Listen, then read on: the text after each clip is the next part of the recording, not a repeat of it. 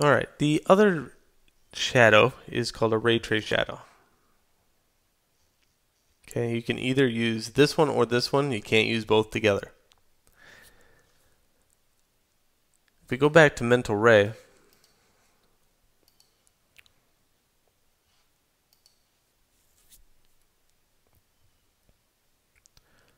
render out the scene, you're just going to get a stock photo or stock shadow right out of the box being very crisp. Again, the number on top always runs the number on the bottom. So number of rays could be 1,000,000, but what's going to happen is it's not going to function quite well without the light radius. Okay, so this is the difference between having sharp shadows and not sharp shadows.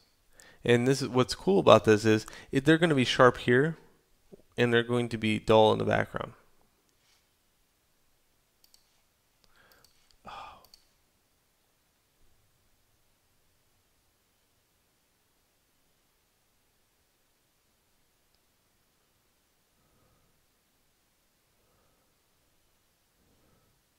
Okay, so crisper, blurred out. Also, the depth radius, if we up that, what's going to happen is it's just going to strengthen that same concept.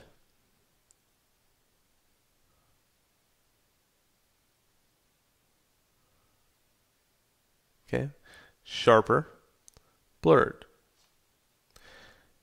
If I had a better quality render too, this would definitely show up a little bit easier.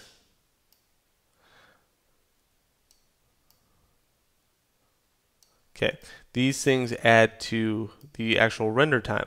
So the more of them I have, the better quality, the higher the render time is going to be.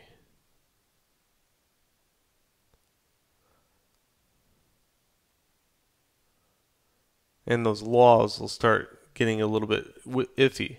You know, these won't be as sharp as the ones in the back. The background will be blurred, and these will start getting blurred also.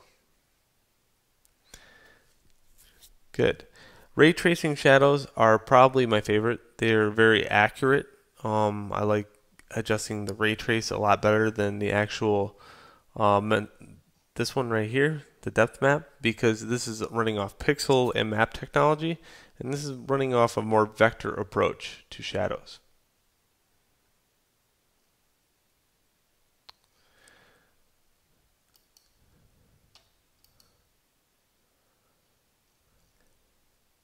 It also has a lot to do with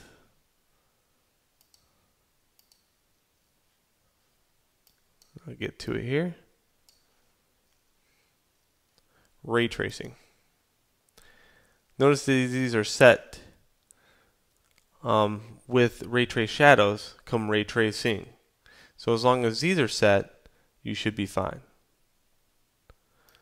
Number of shadows like 6 is going to give you a better quality, but it's going to cost you a lot more on the render time.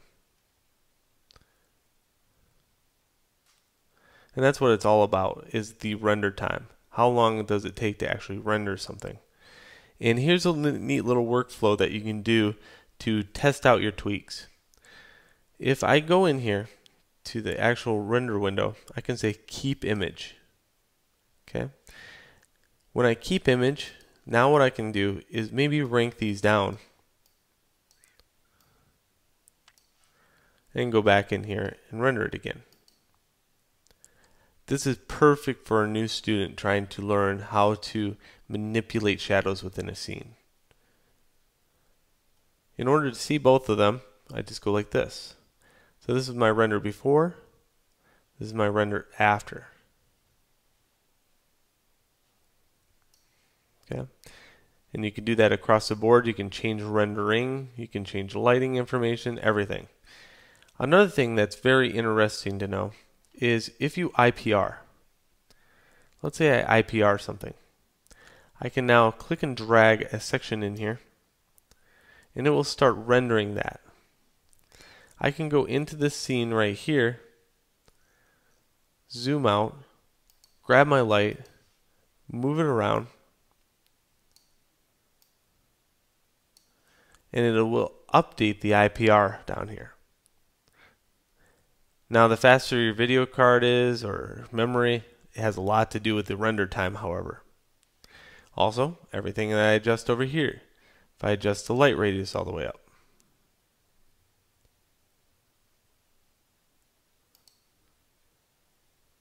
that will update.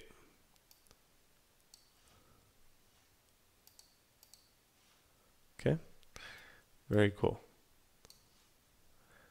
And sometimes, just by moving the little camera just a little bit, or the light source a little bit, helps the update on the render.